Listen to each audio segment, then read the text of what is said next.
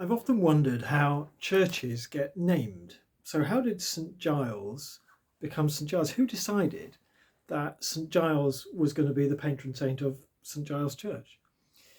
I was at Dingley last week, and Dingley is All Saints Dingley. Now, I kind of wonder what happened there. Could they not decide which saint to choose, and so they just chose all of them? And of course, it was All Saints Day a few weeks ago. So, what is it that makes somebody a saint, and how do we decide to choose them?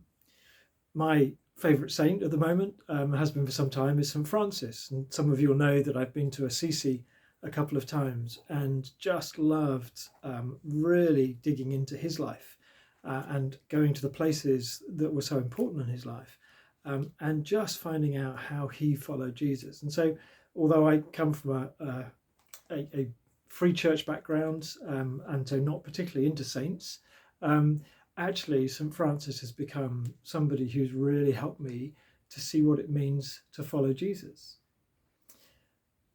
The New Testament often starts with the letters. So letters Paul writes, for instance, to the church, they start with to the saints in a certain place.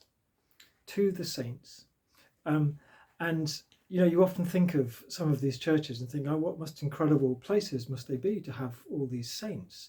The words that's used there is hagios, or the hagios in Corinth or in Philippi or in Colossae, the hagios, the saints. But then when you look at what's in some of those letters, these supposed saints don't sound very saintly at all. Paul is often telling them off for something or correcting some behaviour or getting these errant new young churches back on the right tracks. They don't sound very saintly. And yet he refers to them as the saints in Corinth, the saints in Philippi.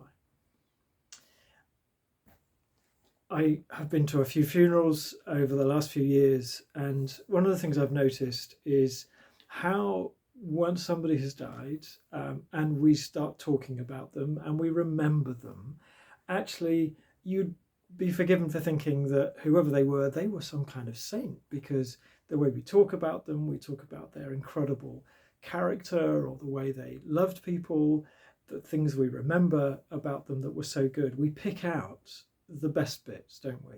And we kind of treat them a little bit like saints. Last week, Remembrance Sunday, we can do the same on Remembrance Sunday. And a lot of the people that we rightly remember who maybe have given their lives in wars, they wouldn't see themselves as saints. I'm sure many of them did things in their military careers that they absolutely wouldn't have thought were saintly. And yet we still think of them and we still remember them in a fond way as good people. And so as I look around St Giles Church, as I look at Dingley, as I look at the other churches in the benefice, in the circuit, churches that I've known through the years, we're quite a bunch, aren't we? We're quite a bunch, all sorts of people.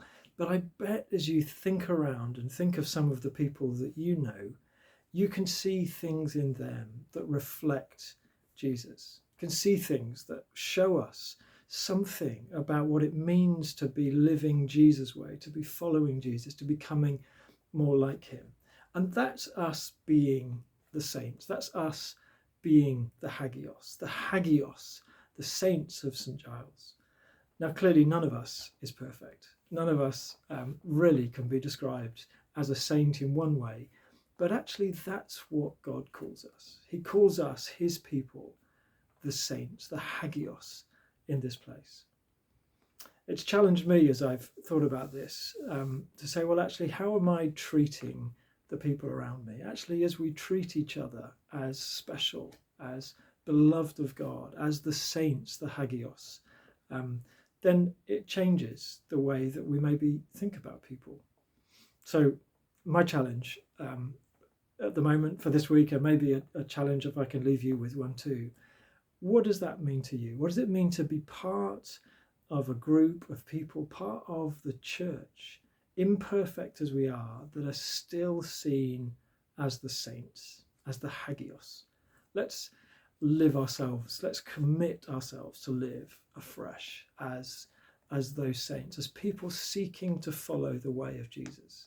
And that when we do things that are loving, that are kind, that are generous, that are caring, that give to another, that's us being the Hagios. That's us being the people of God. Let's witness to that. Let's do that more and more, because that's what draws people to see us being the Hagios. Bless you.